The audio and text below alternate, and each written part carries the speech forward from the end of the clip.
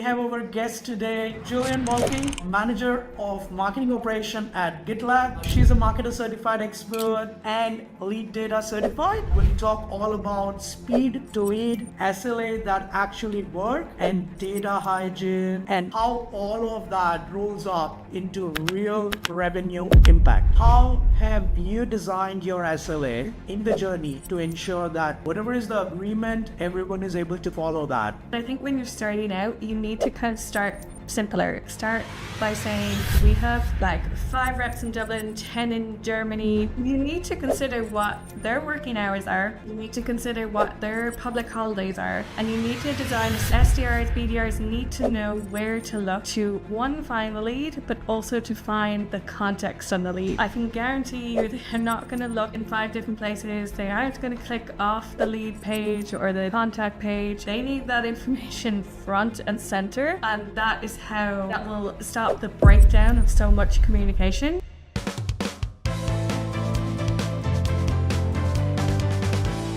So let me start with fixing the handoff friction, right? Before we get into the detail of routing SLAs, I would love to zoom out a bit.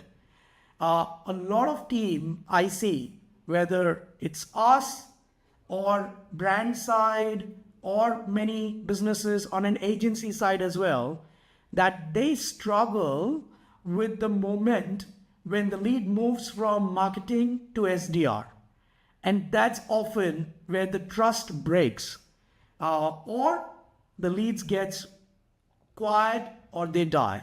So I would love to know, what's one system design or a mindset shift that you can truly fix when there are handoff frictions, and to avoid those frictions between marketing and SDR teams? Yeah, it's a great question, and I think this is really where you have to start when designing speed to lead. And my biggest recommendation is to have a consistent process for every time you hand over a lead. SDRs, BDRs need to know where to look to, one, find the lead, but also to find the context on the lead. I can guarantee you they're not going to look in 5 different places. They aren't going to click off the lead page or the contact page. They need that information front and center, and that is how that will stop the breakdown of so much communication, because SDRs, BDRs don't have time to be going and finding out what was the context of this campaign, how should I follow up, like why did this lead MQL. This is all really important information that they need in one field or one place, so that they can get in contact with that prospect as soon as possible. Very interesting. And any one actionable lesson while you have gone through this journey of building a lead handoff system at GitLab? Any one particular actionable lesson you wanna share it with the audience? I would probably say get in a room with your regional field marketing and your sales dev leadership. I think start having the conversations, start alignment on the same goal, and start speaking about with the same language. Don't be talking about I think we all have the same goal. Marketing is driving towards opportunities, sales dev is driving towards opportunities, but we sometimes approach it in different ways, and there can be different terms like MQL, they can be SQL. We all need to know what they mean and what we're talking about when we say MQL or SQL or stage 1 up, etc. Very true, very true. No, I think it's always very crucial. It's just different teams with different perspective look at things differently. And how do we create that common lens of, at least if they cannot look at from the same lens, that's okay, but that they at least has a visibility and awareness that from which lens the other team is approaching and what they are looking at. So yeah, so true. So yeah, and to expand on that, I think that's the ops role. We need to know what each other's perspective is. We are the people translating. Yeah. If I take SLA follow-up. Like, marketing wants to know are MQLs being followed up with, but sales dev want to know which sales dev are following up with MQLs.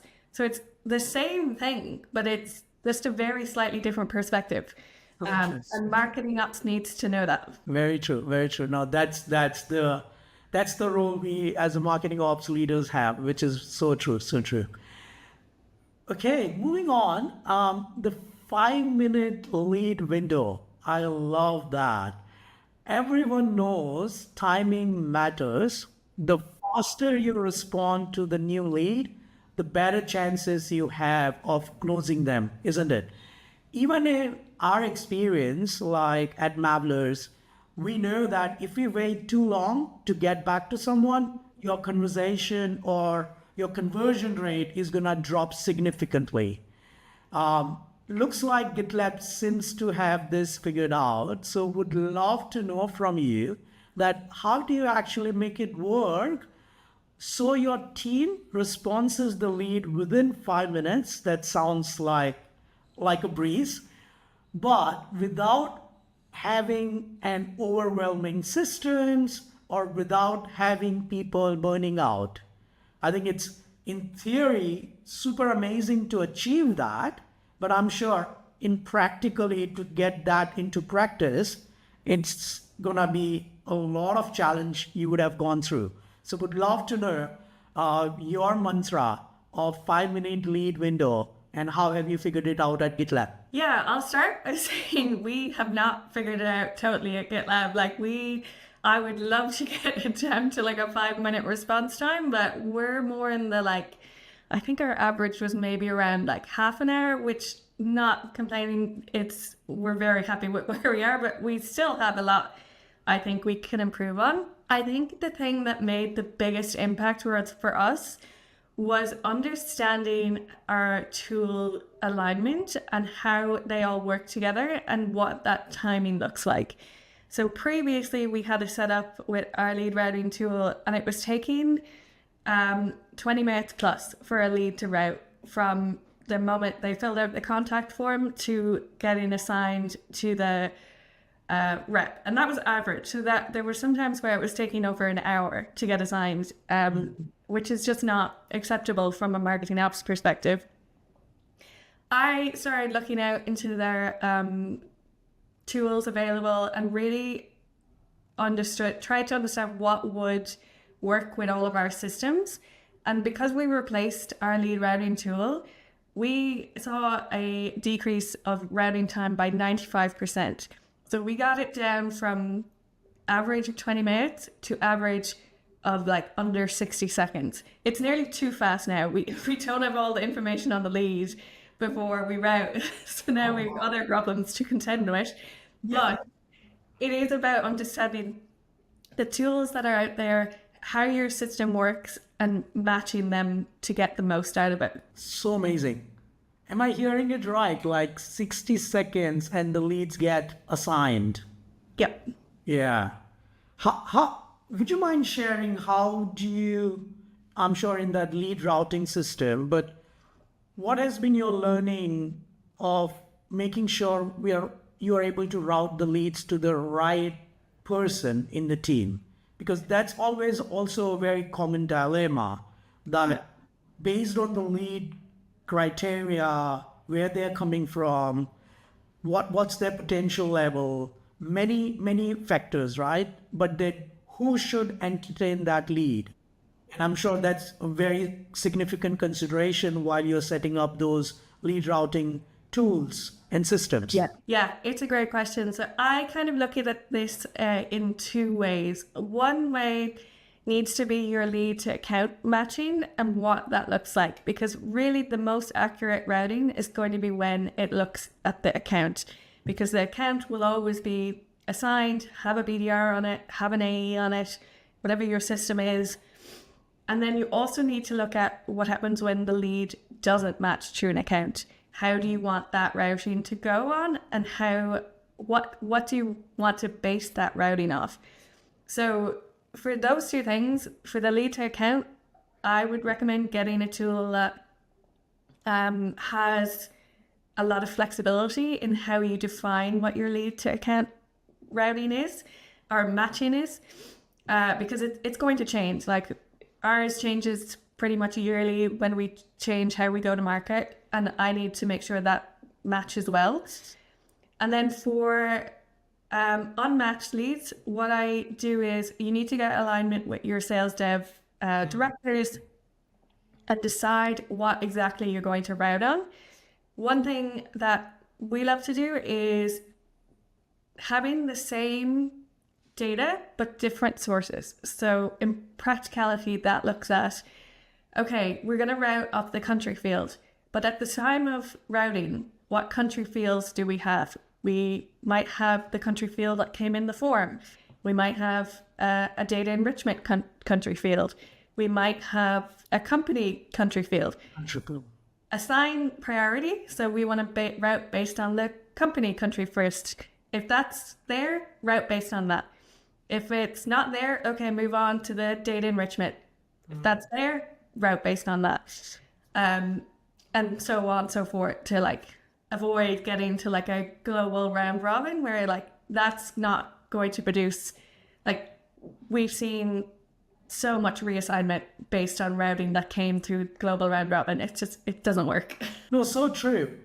Because I think even if getting that lead assignment to 60 seconds with that accuracy, which you have achieved, is commendable, because we were talking about 5 minutes rule, right? Like 5 minutes lead window. But if you're gonna just invest maybe like 20 minutes figuring it out, and even after routing, if it has to reroute to someone else, you often end up losing possibly an entire window of a day. Because sometimes your sales reps are working in different time zone. And if the routing has gone from one geography to other geography incorrectly, you're trying to fix the response time on lead. But if a lead assignment itself is incorrect, you can end up losing for pretty much an entire day. I've done the research, I've done the maths, it adds a day. Like we've seen it, they were reassigning it, the person didn't see it for a day. Like it's just not, you need to get your reassignment rate down. So true. I'd love to know about SLA that actually works. So we all know SLA always looks really good and amazing on paper, but in reality, right, when they often go out of the window, right, I see this is all the time when response time on an agency side or on a brand side, what we define at the marketing team, and as soon as that transition happens to the sales, then in practicality, following those SLA becomes really difficult.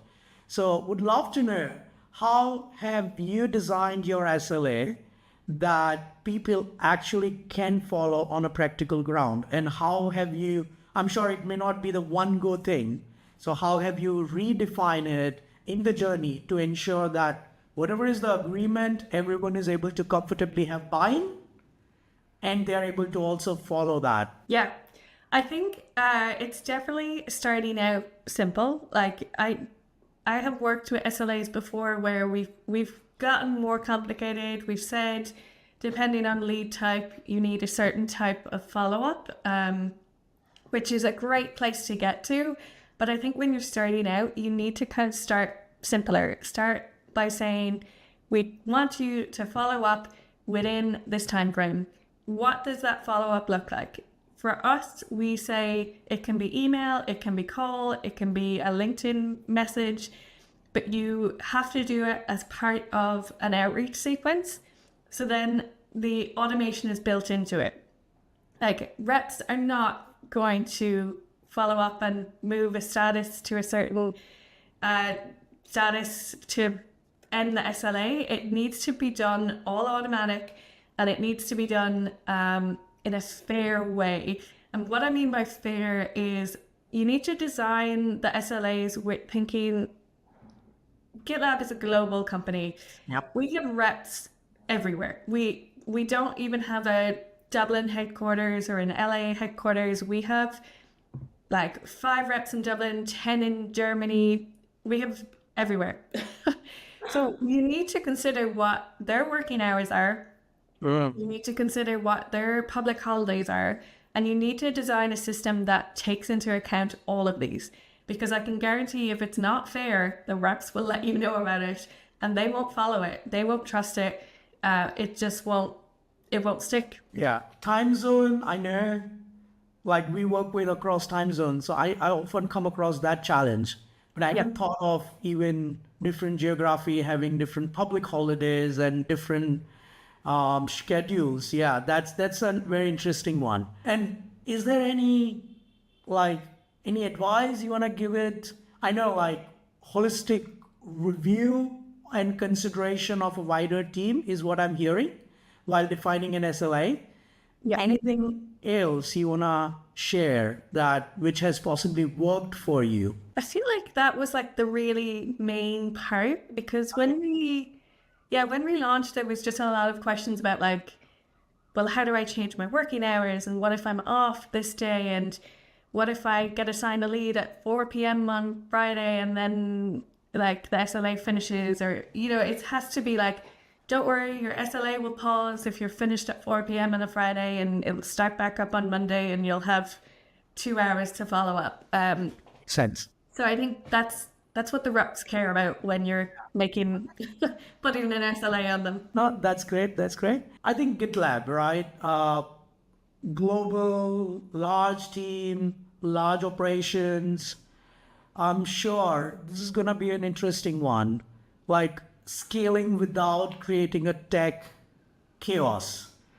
Would love to know, how do you decide which tools to keep, which tools to cut down on, and what to automate, when to automate?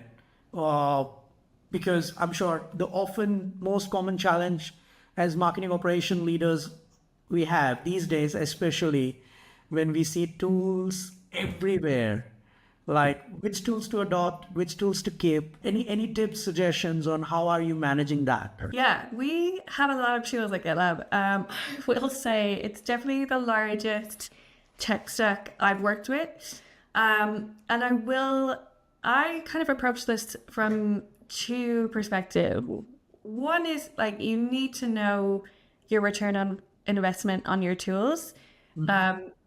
Even the foundational tools where it's really hard to like kind of quantify what the numbers are, I would still recommend looking at, okay, well, if I remove this tool tomorrow, how much manual work am I putting back on the team? And what's that going to cost me in terms of productivity and hourly rate?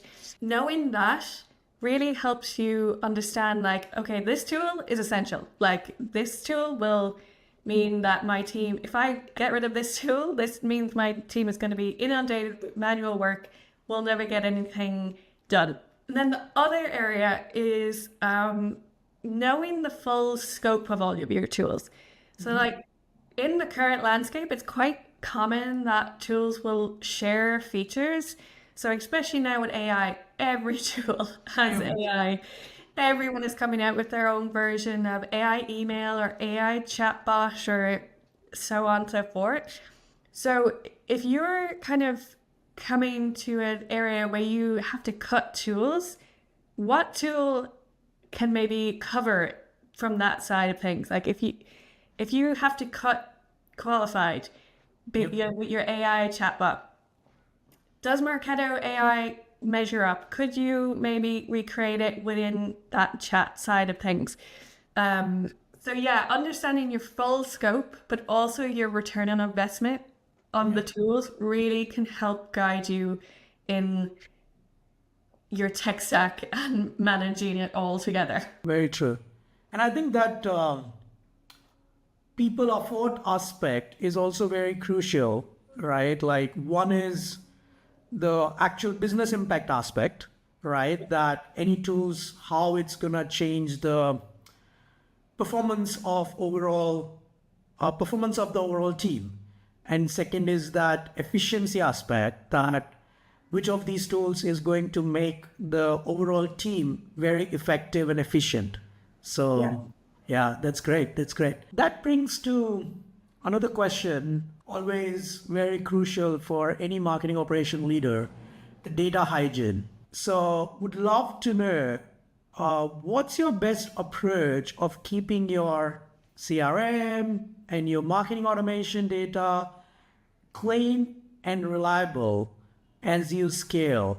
Because I know and would love to have maybe one or two examples of how do you keep the data clean and consistent across, let's say, Marketo or Lean Data and Salesforce. Yeah, I think it's super tough. Like it's something all of us struggle with. My preferred system and what we prefer to do when we like launch a new tool that has maybe data aspects or will allow, like we just launched Outreach, for example, that has the ability to like create accounts, create leads, create contacts, all of the above. And I think what you need to do is kind of keep it shut down at first. Like keep it like, okay, no, you can't create accounts. And then once it's launched, you can then start kind of exploring like, okay, what if we allowed reps to create accounts from these sources only?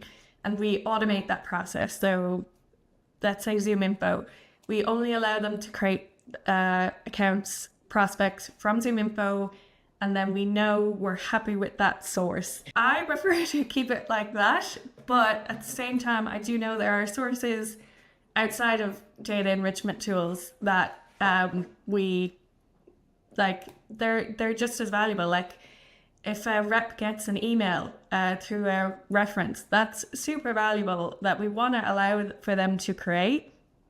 So we do allow for those scenarios.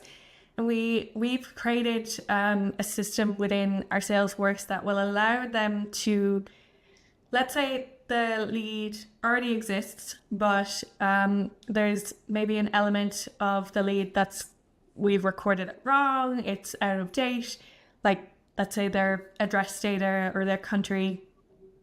We'll allow the rep to have, there's a field they can input, hey, this is the new updated country that they're in, and we'll ask them to provide a source, and we will like validate that maybe monthly to be like, oh yeah, that was from email. If there's anything that we don't like, as in let's say it's they googled it and that's what they came up with, we can then reject that and say like, no, we're getting rid of that, that's not what we want to keep in our data cleanliness.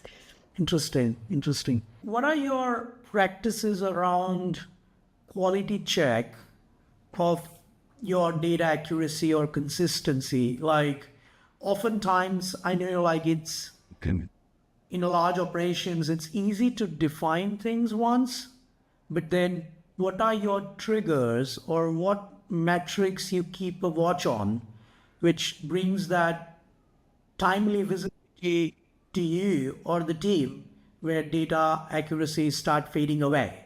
Maybe because of some interlinking systems got broken or people not been updating it correctly. So are there any suggestions there that how do you keep, so is it kind of where you keep a recurring practice of auditing it, reviewing it? What are your best practices around that? Yeah, currently our best practices are really like, okay, we need to sit down and review this on a monthly basis. And that's only certain elements like that admin field that we allow them to edit.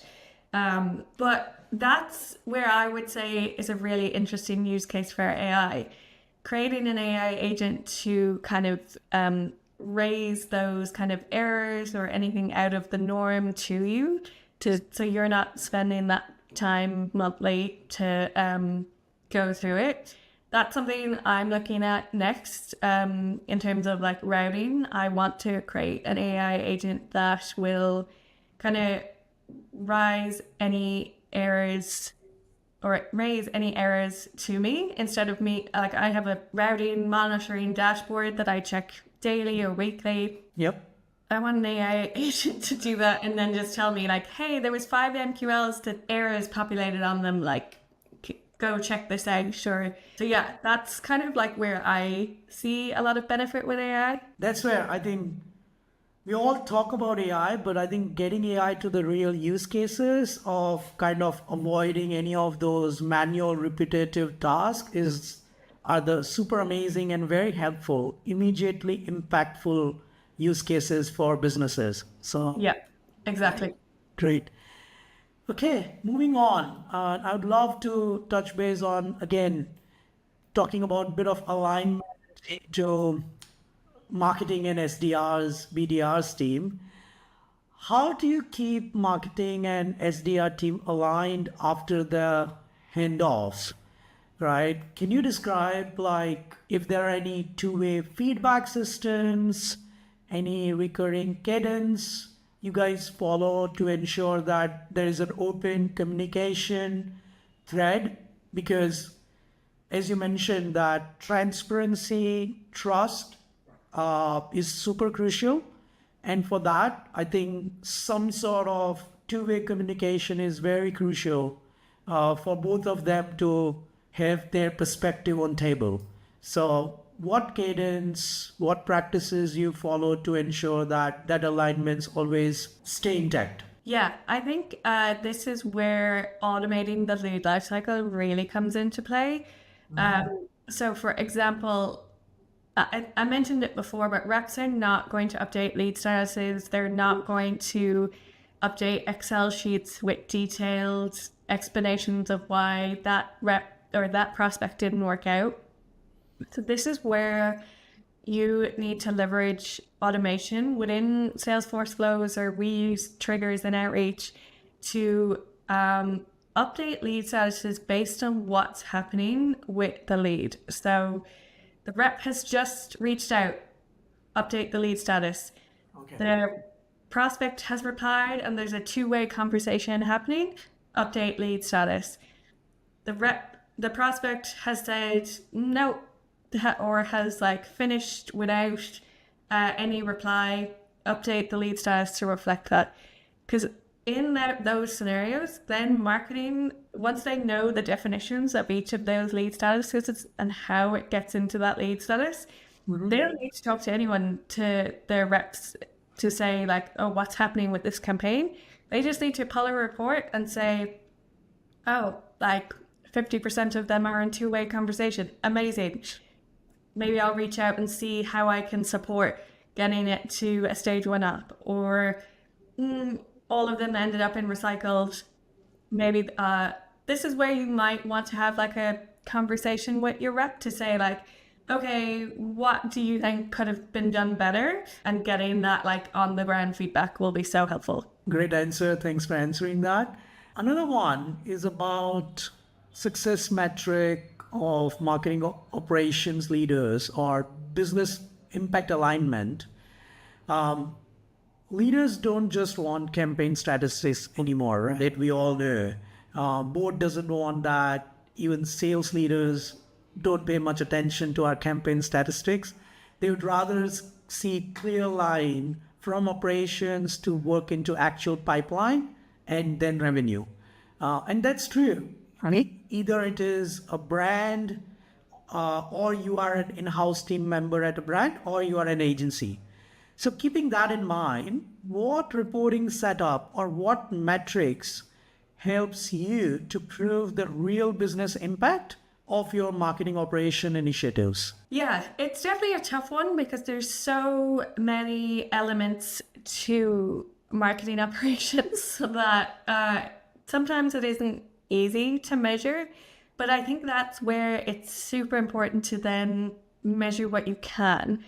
So one that I find has like, and always relating it back to the bottom line of like whether that's opportunity or revenue creation. One that we have recently kind of started working on more that really shows how healthy like our routing is and how the impact of SLAs is. One, we want to start consistently reporting on reassignment rate because that will really show like, okay, it's getting to the right person at the right time. No, it's not being passed on. And then also we did some research on SLAs and what the impact of our SLAs were. And that is, we found that our reps were 74% more likely to open a stage 1 up if they met the SLA that was in place. So that straight away is like, oh, okay, then there's no question there. It's like, okay, then reps need to meet their SLA. We need to make sure our systems are all working in alignment so that reps are 74% more likely to open that up. Yeah, like sometimes those data and those data points are just in front of us. It's just matter of like, how do you leverage it? How do you present it and align people and align teams with that? So Yeah. amazing. So amazing. Great. I'd love to move on and learn a little bit more about building revenue operations, resilience in lean times. A lot of teams right now are hearing higher targets, fewer people, smaller budgets, and now operations sits right in the middle of all that pressure. So when resources are tight, what are your first 3 operational improvement areas which you would focus on? Yeah, I think that is definitely tough, but I think I would have to go back to foundational. For me, the foundational is always going to be data, lead scoring, and lead routing, because these are the elements that you need to make sure if times are tough and we're running less campaigns, every lead MQL that comes through the system is going to be so much more attention on it, make sure it's working. And you don't want to say like, oh, those MQLs just weren't assigned because of XYZ. You need to make sure all of that is working perfectly. So if times are tough and I can only focus on 3 things, those are the 3 foundational things that I'm going to work on. Wow. So data, lead Scoring. and lead routing. Yeah. Yeah. It's kind of making most out of what you have on the table Yeah. rather than worrying and chasing more from outside. Like, how do you make most out of which factors are in likely higher control of Yep. the business, right? Yep. Like running more campaign and getting more leads is always an external dependency aspect. But once leads are in the system, either in the form of MQL, SQL, or lead, whatever you call it, how do you make sure they have been given utmost attention by having data accurate, lead scoring precise, and lead routing with that 60-second lead assignment, which is amazing. Yeah, so great, so great. Okay, there's other big theme in operation is the career path. And, like moving from being the person who runs the tool and now you managing actually a team and shapes the go-to-market strategy. So we'd love to learn from you, like how can marketing operation leaders move from being execution focused to becoming a strategy partner in their businesses? Yeah, I think this is something that is evolving as the marketing ops function is evolving. Like marketing ops has only really been around for the last 10, 15 years maybe. And I think part of it is like you need to know how to translate what you're doing to the bottom line. So I mentioned before, we did research on how SLAs drove the bottom line of achieving stage 1 opportunities. You need to know what your stakeholders care about and translate that technical knowledge you have and the impact you're having into how it matters for that stakeholder. If your stakeholder is finance and they care about the budget, you need to translate, okay, well, this tool is going to bring in 3x ROI because of XYZ. If it's sales, this SLA is going to cause, if they meet this SLA, it's going to be 74% more likely to convert. All all of that information you have, you need to know how to translate it to the bottom line. Amazing. Gillian, I think that's all we have. Such an insightful session and few really good actionable insight. I'm gonna take that away and try to implement and see as an agency where all and on whichever clients' campaigns we work, how can we roll those learning out. But I'm sure a lot of people listening to this is gonna be taking a lot of things away, which they can start implementing and looking at their operations from a different perspective. So really, really appreciate all the insights you've been sharing, and thanks a lot for an amazing, insightful session. Thank you so much for having me. I loved having this chat.